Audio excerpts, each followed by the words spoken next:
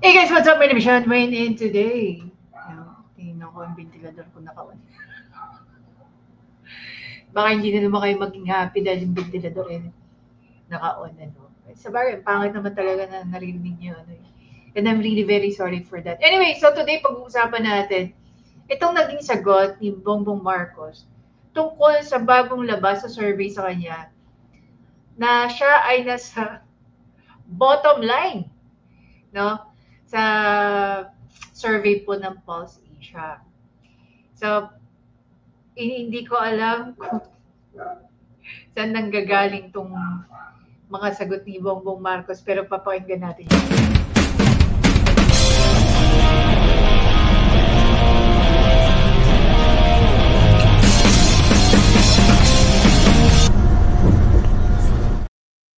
Okay, so basically, hindi ko alam guys kung matatawa kayo o mapapailing na lang kayo sa mga sagutan ni Bongbong Marcos. It's not very presidentiable ang dating ng kanyang mga sagot dito.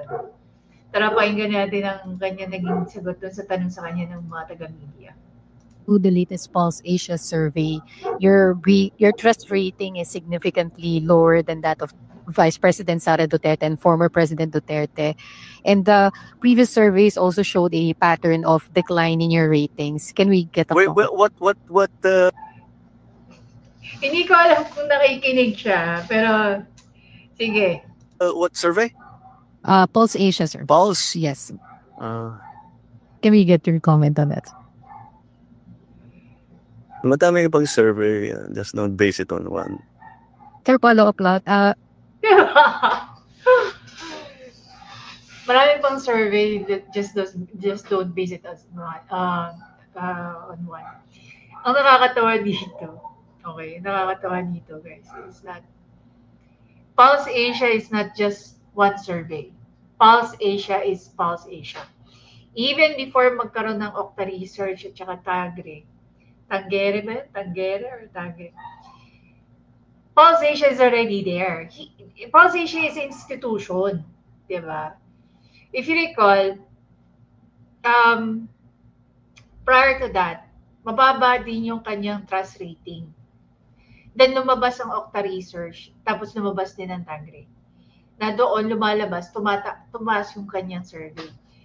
Hindi na natin papakita yung video. Even Yusek Castro, no? The best spokesperson ng Malacanang. Sabi na nagtitiwala pa rin based daw sa survey na ni-release. Hindi ko alam if she was referring to Okta Research or Tangre. Sinasabi niya ron na mataas pa rin daw ang tiwala ng mga Pilipino sa kanya. But when it comes to Pulse Asia, ito lang yung ni Bongbong Marcos. Para tuloy lumalabas, minamaliit niya ang survey na ginagawa ng Pulse Asia.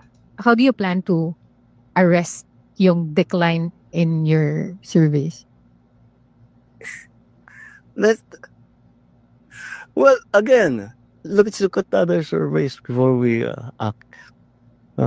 So, kailangan consistent na mababa siya sa lahat ng survey yung bago sa patunayan niya ni Bongbong Marcos. Know your source. That's always a imperfect information makes you make imperfect decisions. The more perfect your information, the more perfect your decision will be. Ito guys, yung sinasabi ko sa inyo last night, yung last ko in-upload na video.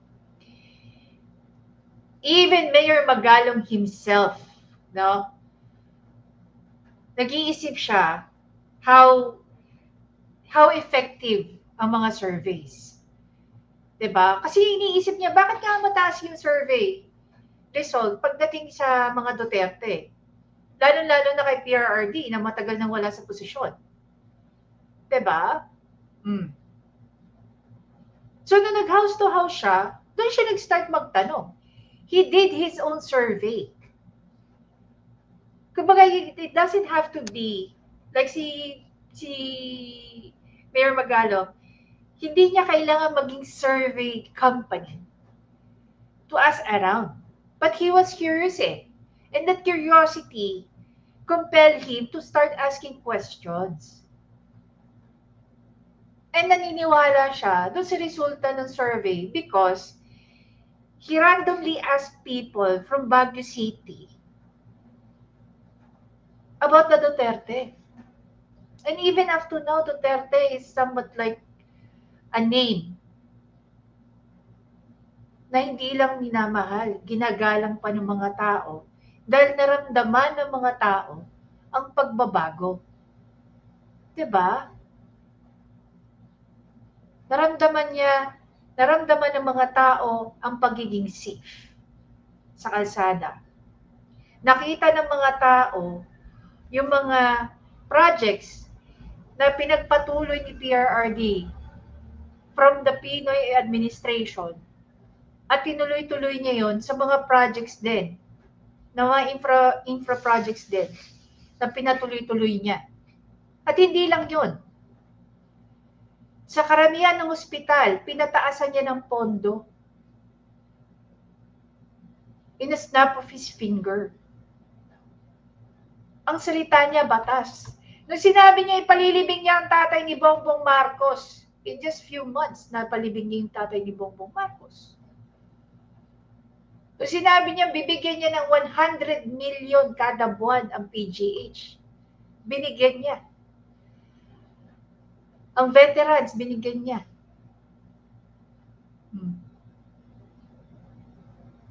He's a man of action, not just by words. Kung ano sinabi niya, yun ang ginagawa niya. Diba? So bakit kay Bongbong Marcos, very questionable ang mga survey? Lalong-lalo na, lalong-lalo na pag mababa. Pero pag mataas, hindi niya kine-question. Diba? The survey reflects his performance. Like tayo. That is one source of information, and you have to understand where it's actually coming from. Diba? Tingnan natin tong article na sinabi ni Sir Rob Francis. Madaming ibang survey. So, pag mababa yung survey mo sa Pulse Asia, aasa ka sa survey ng iba. What if mababa rin ang survey mo sa Publicus? What if mababa rin ang survey mo sa Okta Research? Are you going to say the same? That imperfect information makes you make imperfect decisions? The more perfect your information, the more perfect your decision will be. Diba? Basahin natin sinabi rito ni Sir Rob. From an academic discourse perspective, this framing is strategic deflection. Rather than directly addressing why his rating is low, he shifts the conversation to methodological cautions. The idea that one data point is insufficient. Diba? Ulitin natin. Pulse Asia is an institution when it comes to survey. There are really times that the survey result can be against the Dutertes, or can be against or not favorable to the Dutertes, or not favorable to Bongbong Marcos. But instead, natanggapin ni Bongbong Marcos yung naging result ng survey. Kini-question niya pa yung integridad ng survey. This move draws a rationalist appeal but resounding dismissive to public sentiments if repeated without substantive engagement. It's a classic case of using information quality arguments to buffer against political accountability. Academically, this would fall under information management and reputation defense strategies in political communication studies. While intellectual rational, these stances risk sidestepping the substance issue, public trust. Bottom line, He would rather question the validity of survey than take responsibility for the sentiment they reveal. That is where the deeper leadership problem lies.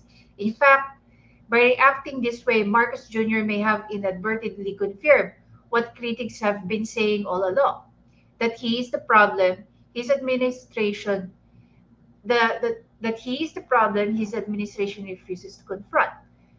True accountability requires not just challenging the metrics, but engaging with the realities they expose.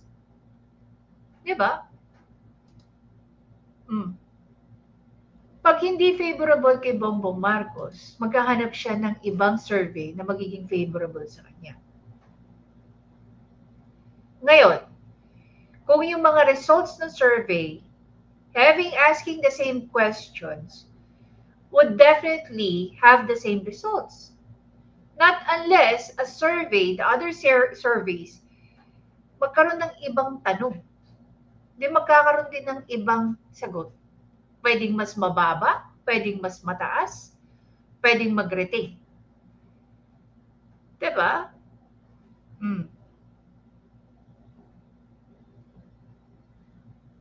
Baka nakakalimutan ni Bongbong Marcos. The very reason kung bakit nila nilapitan si VP Sara before siya nung tumatakbo siya, napakababa niya sa survey.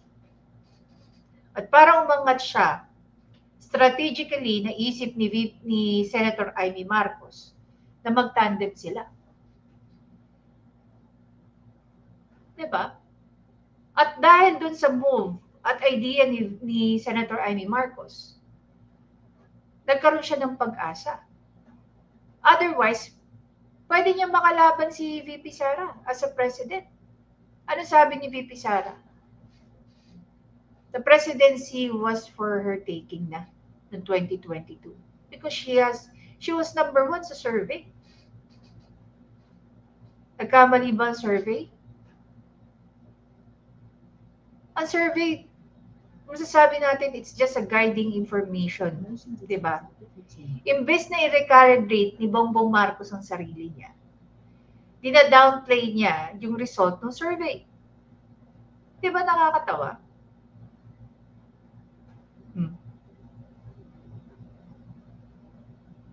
Imbes isipin niya, ano ang naging problema sa akin? Ano ang problema ng mga tao sa paligid ko? Ano ang hindi ko nakokontrol under my administration? Sana ganun mag-isip si Bongbong Marcos, no? Hindi yung maghahanap siya ng panibagong survey. Sana mag-umpisa siya na mag-reflect sa sarili niya. Bakit nga ba mababa ang survey ko? Bakit mas mataas ang mga Duterte? Diba? Naisip ba niya yun? Of course not. Kasi nga ang gusto niya, lumabas na may mas magandang result ang survey coming from a different survey companies.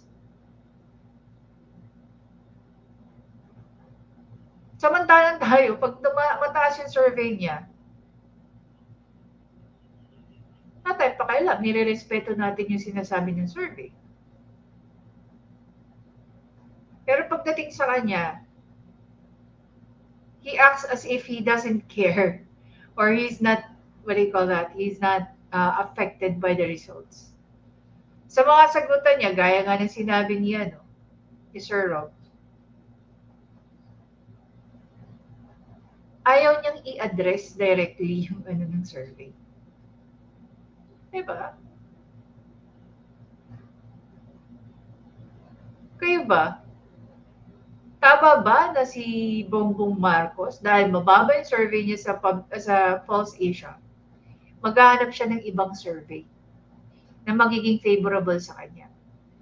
And what if walang maging survey na magiging favorable sa kanya?